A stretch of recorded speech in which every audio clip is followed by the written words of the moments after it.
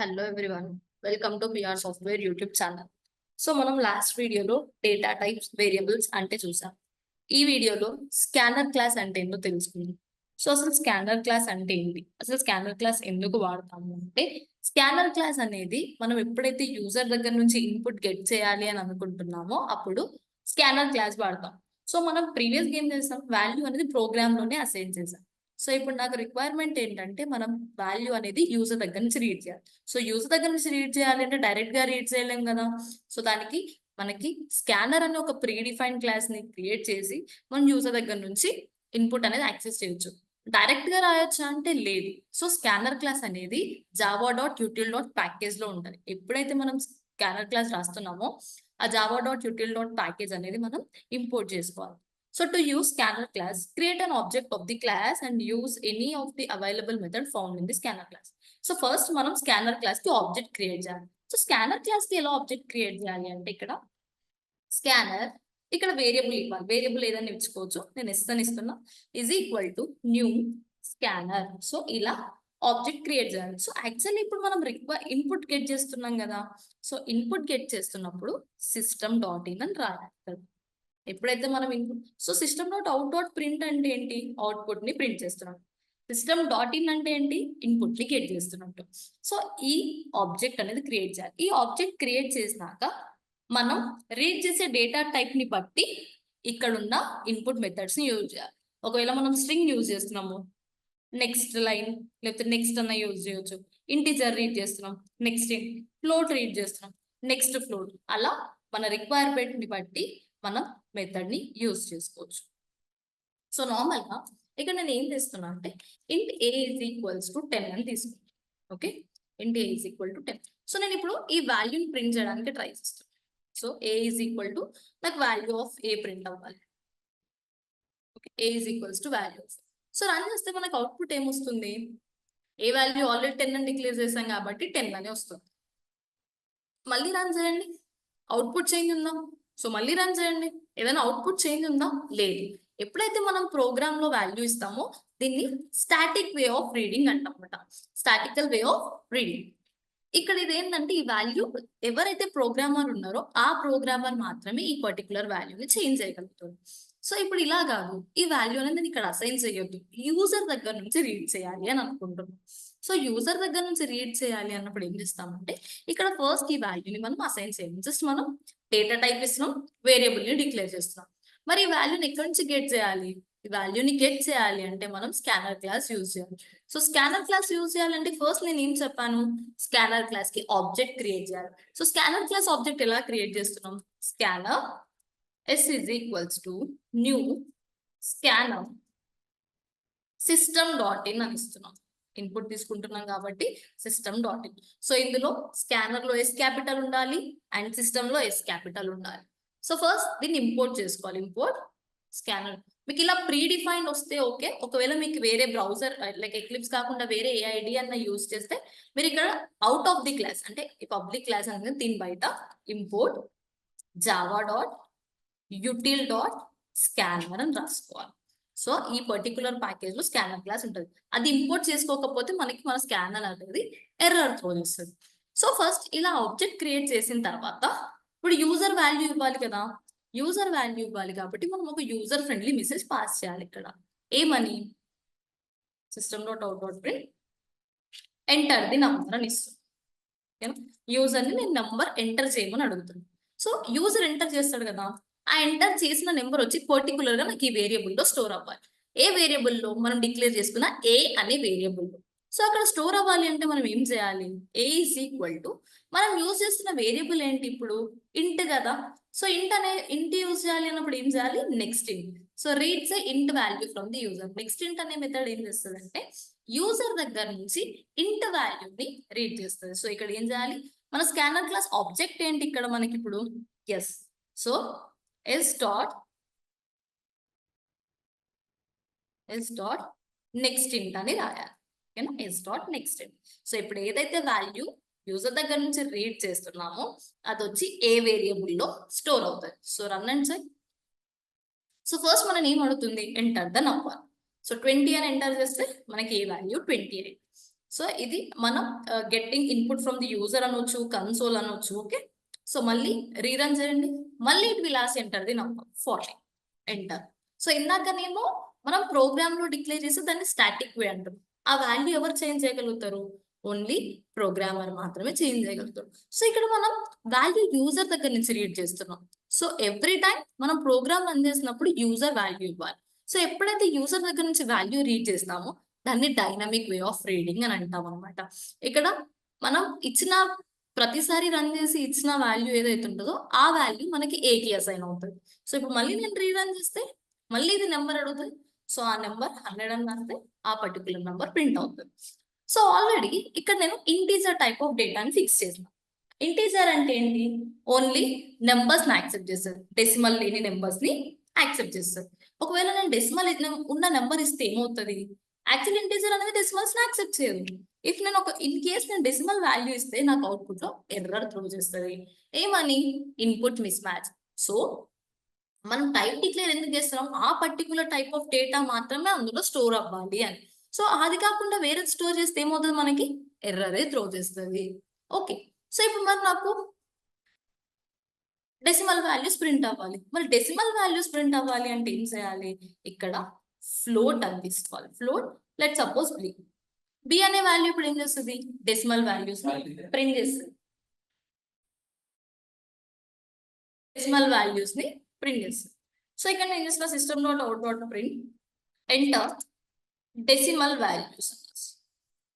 Decimal values. So B is equal to S dot. ఇప్పుడు float అనేది B అనేది float type కదా.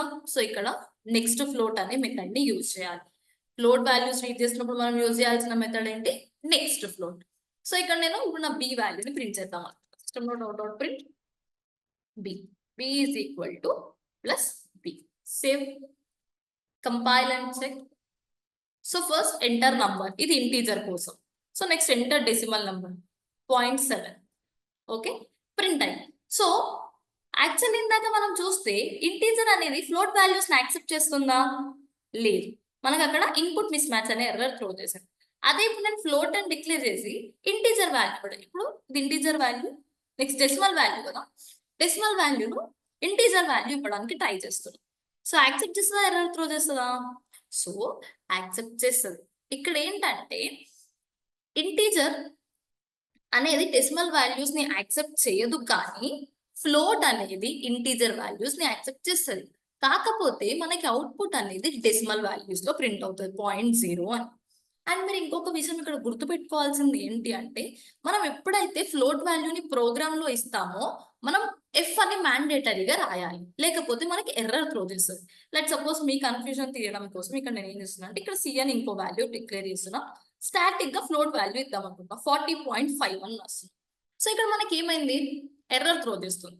So ఎందుకు? మనం ఎప్పుడైతే ఫ్లోట్ వాల్యూ ప్రోగ్రామ్ లో డిక్లేర్ చేస్తామో ఇక్కడ ఎఫ్ అనేది మ్యాండేటరీగా ఇవ్వాలి. ప్రోగ్రామ్ లో ఎప్పుడైతే డెసిమల్ వాల్యూస్ డిక్లేర్ చేస్తున్నామో ఎఫ్ అని మ్యాండేటరీ ఇవ్వాలి, అది మన రూల్. కానీ ఎప్పుడైతే యూజర్ దగ్గర నుంచి రీడ్ చేస్తున్నామో ఎఫ్ అనేది ఇవ్వాల్సిన అవసరం లేదు. ఎందుకంటే యాజ్ ఏ ప్రోగ్రామర్స్ గా మనకి తెలుసు డెసిమల్స్ కి ఎఫ్ ఇవ్వాలి అని. అదే ఇప్పుడు నార్మల్ యూజర్స్ కి తెలుసా? వాళ్ళకి ఇది ఫ్లోట్ వాల్యూ, ఇక్కడ ఎఫ్ ఇవ్వాలి, అలాంటివి తెలియదు కదా. సో అందుకే ఎప్పుడైతే మనం కన్సోల్ దగ్గర నుంచి రీడ్ చేస్తున్నామో ఎఫ్ అని మెన్షన్ చేయాల్సిన అవసరం లేదు. ఎప్పుడైతే ప్రోగ్రామ్ లో డెసిమల్ వాల్యూని మెన్షన్ చేస్తున్నామో ఎఫ్ అని మస్ట్ అండ్ షుడ్ గా మెన్షన్ చేయాలి. సో నెక్స్ట్ ఇంటీజర్ అనేది నెంబర్స్ ని ప్రింట్ చేస్తుంది, ఫ్లోట్ అనేది డెసిమల్ నెంబర్స్ ని ప్రింట్ చేస్తుంది. ఇప్పుడు నాకు నేమ్ ప్రింట్ అవ్వాలి. సో ఇప్పుడు నేను ఇంట్ ఇచ్చినా ఫ్లోట్ ఇచ్చినా నేమ్ ని ప్రింట్ చేయలేను కదా. సో అప్పుడు ఏం చేయాలి అంటే స్ట్రింగ్ ఇవ్వాలి. స్ట్రింగ్ సి అని ఇస్తున్నా లెట్ సపోజ్. ఇక్కడ నేను ఒక నేమ్ ని ప్రింట్ చేయాలనుకుంటా. System dot out dot print enter. Okay, enter name అని రాస్తుంది. ఈ నేమ్ అనేది నేను ఏం చేస్తున్నా అంటే సి అనే వేరియబుల్ స్టోర్ చేస్తున్నాను. ఇది ఇప్పుడు ఇంటీజర్ కాదు, ఫ్లోట్ కాదు, స్ట్రింగ్ కాబట్టి ఎస్ డాట్ నెక్స్ట్ లైన్ అన్న రాయొచ్చు, నెక్స్ట్ అన్న రాయొచ్చు. నెక్స్ట్ రాసిన స్ట్రింగ్ కే యూజ్ అవుతుంది, నెక్స్ట్ లైన్ రాసిన స్ట్రింగ్ కే యూజ్ అవుతుంది. సో ఇక్కడ నేను ఏం చేస్తున్నా అంటే system dot out dot print C వాల్యూని ప్రింట్ చేస్తున్నా. C is equals to plus C. Save, run. So first మనం ఇంటీజర్ వాల్యూ ఎంటర్ చేయాలి కదా. So integer value, second decimal value, third వచ్చేసి ఒక నేమ్. సరే నేమ్ వచ్చేసి జావా అని తీసుకుంటాం, right. A value, B value, C. Print type. Clear? So ఇక్కడ ఇవే 3 డేటా టైప్స్ యూజ్ చేసి మనం ఒక స్టూడెంట్ డీటెయిల్స్ రీడ్ చేసి ప్రింట్ చేయడానికి ట్రై చేద్దాం. స్టూడెంట్ డీటెయిల్స్ అంటే ఏంటి? Student name, rule number, average అవి ప్రింట్ చేయడానికి ట్రై చేద్దాం.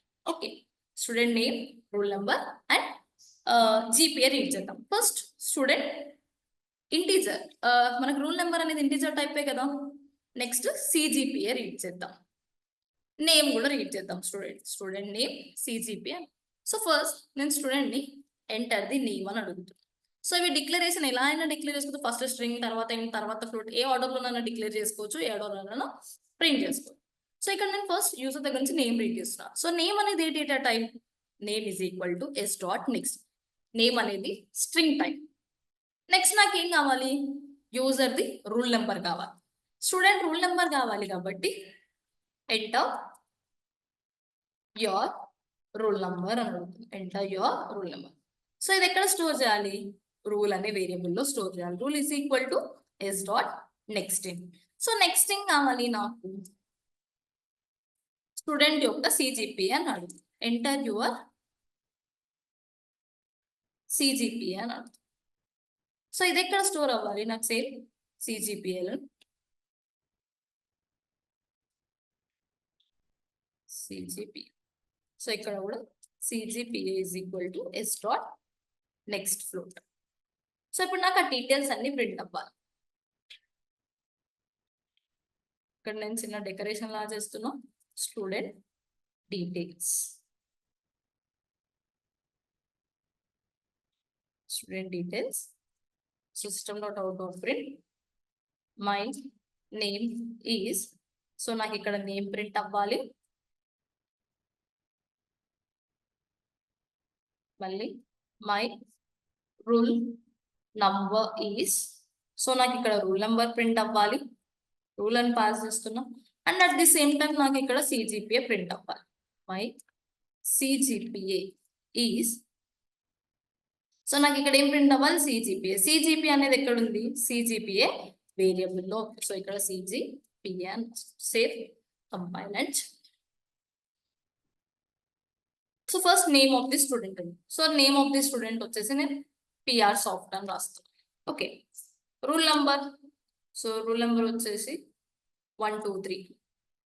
సిజిపిఏ 9.8 అని ఇస్తాను. సో ఇక్కడ నాకు ఏమవుతుంది? స్టూడెంట్ డీటెయిల్స్ ఏమని ప్రింట్ అవుతున్నాయి? My name is PR soft and my rule number is 1 2 3 and CGPA 9.8. ఇక్కడ చూస్తే మీకు ఈస్ తర్వాత స్పేస్ రావట్లేదు. ఒకవేళ ఈస్ తర్వాత స్పేస్ ప్రింట్ అవ్వాలి అంటే ఏం చేయాలి? జస్ట్ ఇక్కడ చిన్న స్పేస్ అనేది పాస్ చేసుకుంటే సరిపోతుంది. ఇప్పుడు మళ్ళీ కంపైల్ చేసి example after printing every variable మీకు స్పేస్ అనేది ప్రొవైడ్ అవుతుంది. సో 1. ఓకే, అక్కడ నేమ్ కదా, మళ్ళీ రీరన్ చేద్దాం. సో నేమ్ వచ్చేసి పిఆర్ సాఫ్ట్, రూల్ నెంబర్ వచ్చేసి 1 2 3, సిజిపి వచ్చేసి 9.7 అని రాస్తాం. ఓకే, ఇలా డీటెయిల్స్ అనేవి ప్రింట్ అవుతాయి. ఇలా సింగిల్ వేరియబుల్ ప్రింట్ చేయాలి అంటే అదే నాకు at a time 2 numbers print అవ్వాలి. 2 integer numbers, A value and B value print అవ్వాలి. So A value B value print అవ్వాలి అంటే ఏం చేయాలి? సో ఇక్కడ నేను ఫస్ట్ 2 ఇంటీజర్స్ డిక్లేర్ చేసుకున్నాను, ఇంట్ ఏ కామా బి. సో నాకు ఇక్కడ 2 వాల్యూస్ ప్రింట్ అవ్వాలి. నేను యూజర్కి ఏం చేస్తున్నాను? system.out.print ఎంటర్ 2 నంబర్స్ అని అడుగుతున్నాను. సో ఫస్ట్ నెంబర్ ఎక్కడ స్టోర్ అవ్వాలి? నాకు ఏలో స్టోర్ అవ్వాలి. A is equal to S dot next. So next second number ఎక్కడ స్టోర్ అవ్వాలి? బిలో. B is equal to S dot next. So ఇక్కడ ఎంటర్ 2 నెంబర్స్ అని కాకుండా ఏం రాద్దామంటే ఎంటర్ ఫస్ట్ నంబర్ రాసిన తర్వాత ఫస్ట్ వేరియబుల్లో స్టోర్ అవ్వాలి. సిమిలర్గా ఎంటర్ సెకండ్ నెంబర్ అని రాస్తుంది. అలా రాసిన వర్క్ అవుతుంది, ఇలా రాసిన వర్క్ అవుతుంది. Enter second number. Second number అనేది బిలో స్టోర్ అవుతుంది. సో నాకు ఇక్కడ ఆ వాల్యూస్ ప్రింట్ అవ్వాలి. నాకు A is equal to value of A print అవ్వాలి and B is equals to value of B print అవ్వాలి plus B. Save, compile and check. So ఇక్కడ నాకు ఏ వాల్యూ? ఫస్ట్ నెంబర్ వచ్చేసి 100 ఇస్తున్నాం, సెకండ్ నెంబర్ వచ్చి 200 ఇస్తున్నాం. క్లియర్? సో మనకి A value వచ్చేసి value of A, B value వచ్చేసి వాల్యూ ఆఫ్ బి. సో ఇలా మనకి ఏ డేటా టైప్ కావాలి అంటే ఆ డేటా టైప్ యొక్క వేరియబుల్స్ డిక్లేర్ చేసుకొని స్కానర్ క్లాస్ డిక్లేర్ చేసుకొని మనం ఏ డేటా టైప్ అయితే డిక్లేర్ చేసినామో దానికి రిలేటెడ్ మెథడ్స్ కాల్ చేసుకొని డేటాని మనం యూజర్ దగ్గర నుంచి రీడ్ చేయొచ్చు. సో ఐ ఐ హోప్ ఈ వీడియో అర్థమైంది. మీకు ఏమైనా డౌట్స్ ఉంటే కమెంట్ సెక్షన్లో కమెంట్ చేయండి. మీకు వీడియో నచ్చితే లైక్, షేర్ అండ్ సబ్స్క్రైబ్ చేసుకోండి. Thank you for watching.